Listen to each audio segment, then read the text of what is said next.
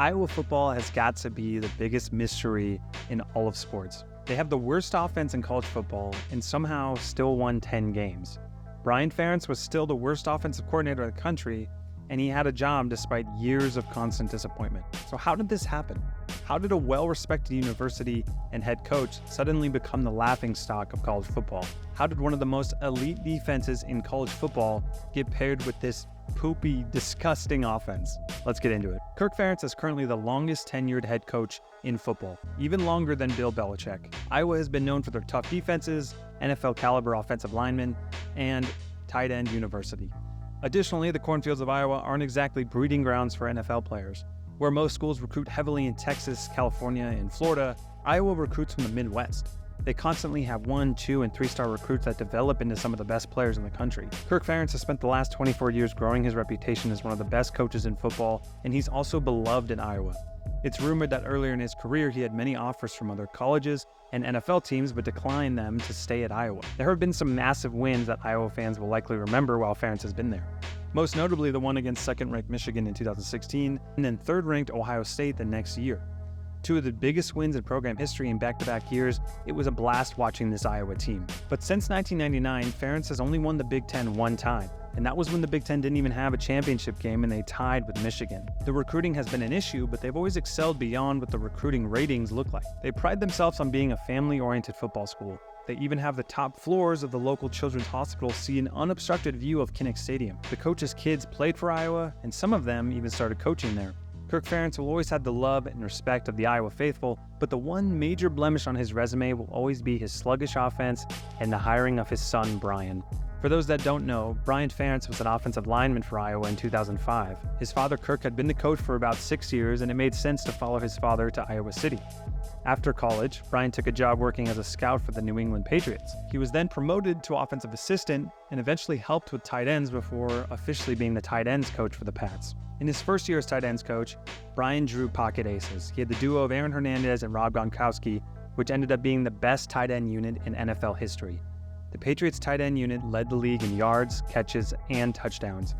Brian then took the job as Iowa's offensive line coach, returning to his alma mater under his father, Kirk. The move immediately caught national attention as Iowa was investigated for violating nepotism laws. Initially, the AD, Gary Barta, said that it was his idea to bring in Brian Ferentz, but then Brian contradicted this in his first press conference where he said his dad called him when the position came available. To comply with nepotism laws, athletic director Gary Barta became Brian's official boss, not the head coach, a move that saw much criticism from the media, but never any legal action. Ferentz started as the offensive line coach and later moved around to different offensive positions from running backs coach to running game coordinator and then eventually quarterbacks coach. From 2012 to 2016, Iowa's offense actually made strides and improvement. They would coach several future NFL O-linemen and have the school's first duo of 1,000-yard rushers. Starting in 2017, Brian Ferentz was promoted to offensive coordinator. In his first season calling plays, Iowa's offense was painfully inconsistent. In Week 9, they hosted the reigning national champions in Ohio State and crushed them. Iowa had over 460 yards of offense, Nathan Stanley threw for 300, and Iowa fans rushed the field. Things were looking up for Iowa until the next week, when they went to Madison and played Wisconsin and only had 66 yards of offense and got crushed. Things continued that way for many years. Brian Ferentz is adherent to something called complementary football, a theory that believes poor offense complements a great defense, and vice versa. Here's a quote from him. "Look at the worst defenses in the league," he said. "How often does this correlate with some of the better offenses in the league? More than you think." This philosophy isn't completely new, and it's not something that is totally crazy. However, in my opinion, complementary football is a one-way street. Great defense can complement a poor offense, but there is a point of diminishing returns. So many great teams have won championships on the back of great defenses, and all the offense had to do was execute. Defense makes a stop, special teams provides field position with scoring opportunities, and the offense just has to score a couple touchdowns a game and the team can win 14-7. But the offense has to contribute. No team can win meaningful games against experienced and skilled opponents without contribution from their offense. At first, Ferentz's complementary offense wasn't terrible. It wasn't great, but they did execute more so than they would in later years. The offense struggled during its entire tenure as OC, but the development of his players kept him from being fired. Coaching players like George Kittle, TJ Hawkinson, Noah Fant, Brandon Smith, Tristan Wolfe, and many others, Iowa's ability to develop low-level recruits and have consistently excellent defense kept the AD, the boosters, and the fans happy. But after a few years of dominant defense, the cracks would start to show in Iowa's ability to be a well-rounded football team. The defense somehow got even better, and the offense somehow got even worse. With new transfer rules, more offensive players started leaving, and it became harder to recruit players who wanted to join an offense that was stuck in neutral. Most people assumed that Kirk Ferentz wasn't going to make a change at OC, and the AD wanted to keep Kirk happy by never making a change. Every year that Ferentz was the OC, the offense never ranked inside the top 80 for yards per game. In his first season, they were the 116th best offense in all of college football. It stayed that way until 2021, where the Iowa offense was the 120th ranked offense in college football. This is enough to warrant a complete overhaul in coaching, but the staff stayed the same. Even more ridiculous is that somehow against all odds, the offense continued to get worse every year. They were the second worst offense in college football, only behind New Mexico, who runs a triple option offense like my AA high school did. And then there's this year, where the Iowa football team finally earned the title of worst overall offense in college football. They ranked dead last in total offense, worst in the nation in yards per game, yards per play, total yards, and third to last in total touchdowns. And they played 13 games this season, where most teams only played 12. With stats like these, you'd expect Iowa to be one of the worst teams in the nation. But they won 10 games and made it to the Big Ten championship game. The Big Ten West isn't nearly as good as the East, but it's still a remarkable accomplishment. Iowa's defense and special teams willed them to victory, and it was awesome to see.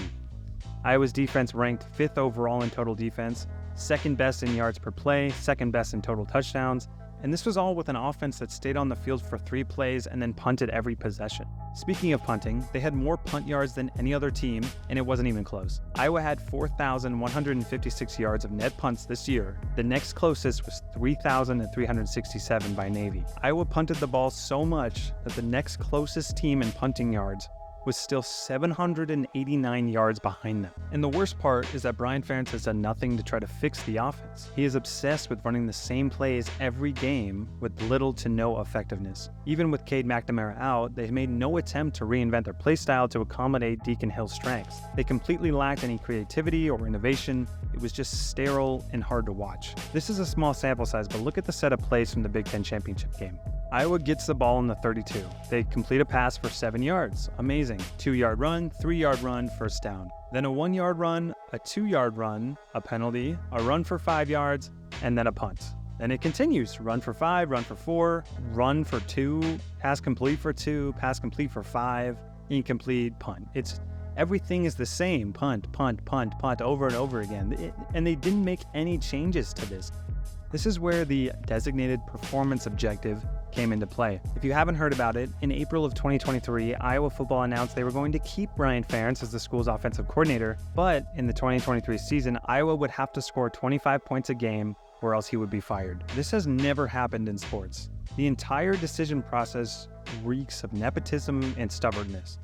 Never in a million years would an organization keep a coach that consistently performs worse and worse and fails to accomplish anything. This is embarrassing for the University of Iowa in the sport of football. And the saddest part about this is not even the university or the fans, it's the players. Iowa's defense could have stood up to the best of the best, but they never got a chance to celebrate a meaningful win because the offense couldn't throw the ball. The players were forced to execute play calls that were completely and utterly ineffective. And for what? So the AD could keep Kirk Ferentz happy? So Kirk and Brian could have a good relationship? For a university to show so much favoritism to someone so undeserving is just sad. On top of this, Brian Ferentz became increasingly upset with the university. After they announced he would not be returning next season, Brian stopped wearing the university's logo during the games. This man is making $850K a year to coach this team, and he feels so disrespected that he won't wear the logo? Iowa deserves better. College football deserves better. You have to get results. Otherwise, they will move on to people who will.